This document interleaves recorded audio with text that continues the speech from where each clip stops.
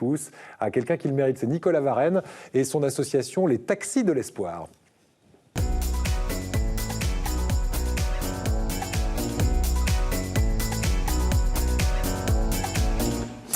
Comment ça va, Nicolas? Très bien. Merci d'être avec nous. On va évoquer votre association, les Taxis de l'Espoir. Vous étiez venu chez ma collègue Karine Egon il y a quelques mois. À l'époque, ce n'était pas une association, c'était un collectif. Ça y est, depuis le début de ce mois.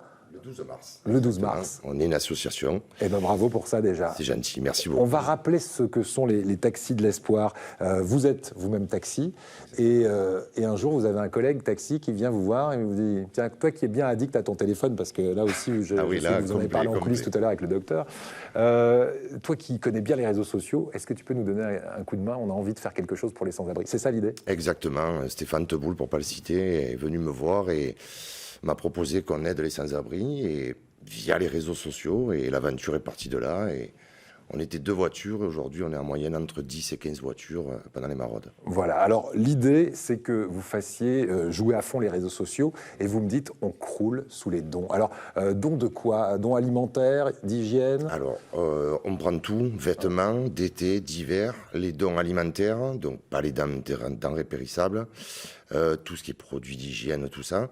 Et on a, d'ailleurs je profite de votre émission pour remercier, on a le sénateur Bruno Gilles qui a entendu notre appel, qui nous a trouvé un local, voilà. Mais on a peur que dans les mois prochains, le local soit encore plus de dons et on chercherait un plus grand local. Voilà. Donc on profite de votre émission pour justement lancer l'appel. Et c'est là qu'on va effectivement faire jouer la solidarité, puisque cette émission est là pour ça. Un coup de pouce pour cette association qui cherche un local. Donc on fait appel à quoi? À des entrepreneurs, à des particuliers qui auraient un lieu à vous proposer. Qui veut faire une bonne action, qui a un grand hangar, qui veut nous permettre d'accéder quand on veut, pour qu'on puisse stocker les habits, les dons, les trier, les préparer pour faire nos maraudes.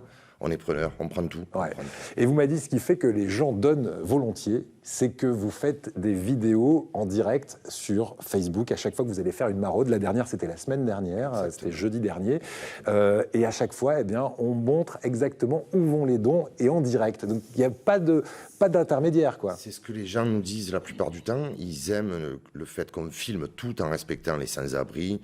On ne filme que ceux qui sont d'accord, mais les gens nous ont dit que ce qu'ils apprécient, c'est qu'ils voient où vont leurs dons. Ouais. Voilà, donc après, moi je fais que dire ce que les gens répètent. Donc, Et les sans-abri, en plus, se confient beaucoup à vous. Par exemple, régulièrement, vous faites des petites interviews pendant ces Facebook Live, c'est comme ça qu'on les appelle.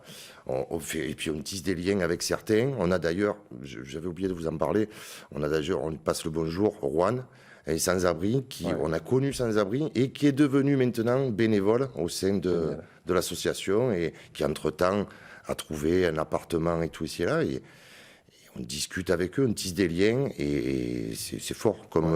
Moi, j'encourage tout le monde à venir. Tout le monde s'est ouvert à tout le monde et ça fait relativiser la vie. Ouais, ça s'appelle les Taxis de l'Espoir, mais vous m'avez dit qu'il y a 50% de taxis et puis 50% de particuliers qui viennent nous donner un coup de main avec leur véhicule. Vous êtes entre 10 et 15 voitures à chaque fois qui sillonnent un quartier? Peu près, voilà, c'est ça, à peu près entre 10 et 15 voitures, des gens qui viennent, on a une employée de la ville, des gens qui se retrouvent dans cette action, qui veulent donner un peu de temps pour leur prochain et ça fait du bien. Et ça fait du bien. Qu'est-ce qui vous rend le plus fier aujourd'hui quand on parle des taxis de l'Espoir qui vraiment commencent à avoir une belle communauté sur les réseaux? Puisque vous me dites à chaque fois qu'on fait une vidéo, elle est virale, 20 000, 30 000 vues à chaque vidéo sur Facebook. C'est hallucinant parce que, je vous dis, on est parti 2 voitures à l'aventure, 5 bénévoles. Aujourd'hui, des vidéos à chaque fois qui sont vues, revues, partagées.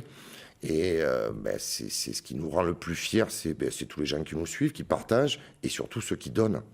Et le sourire des sans-abri qui sont contents de recevoir. Et là, je me tourne vers notre docteur. Vous avez vu les yeux rouges qu'il a? Il m'a dit qu'il faisait combien d'heures de réseaux sociaux par jour? Mais si on compte que je dors 5 heures, je suis pendant 20 heures devant les réseaux sociaux. Voilà, mais là, c'est pour la bonne cause. Voilà. Et vous arrivez à, de temps en temps, faire une pause, vous sevrez, parce que c'est un peu le thème d'aujourd'hui. Non, j'ai écouté la dame, et moi, les pauses, non, c'est pas possible. Alors, on va rappeler que l'on peut vous joindre. Si par exemple on veut vous aider, si on veut donner des choses alimentaires, alors c'est que du sec pour l'alimentaire, des vêtements, des produits d'hygiène, on va sur votre page Facebook, c'est tout simplement les Taxis de l'Espoir. Marseille. Marseille Voilà. sur Facebook. Parce qu'il y a ceux de Nîmes et sur Paris, un petit coucou à eux, les taxis du cœur à Paris. Ouais. Donc c'est pour ça, de ne pas oublier le Marseille à la fin pour donner ici. On va terminer avec une chanson Bonne Humeur, qui est une chanson qui colle parfaitement avec la thématique qu'on a abordée là, hein, l'aide aux sans-abri. Et vous m'avez dit, c'est Claudio Capéo que je choisis.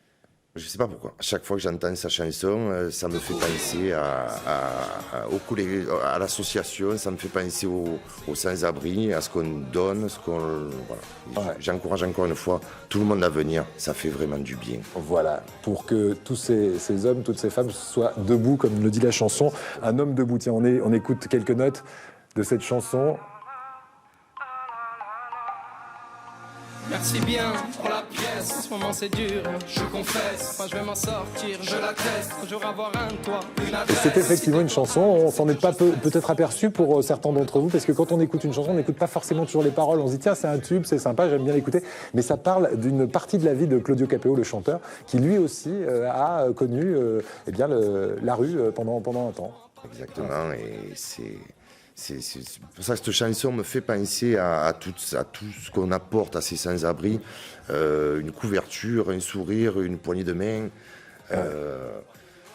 Voilà. Et un peu de chaleur humaine pour leur permettre de s'en sortir plus vite, parce que souvent ils arrivent aussi à s'en sortir grâce à des gens comme vous. Donc vraiment bravo. Merci Nicolas Varenne. Merci à vous.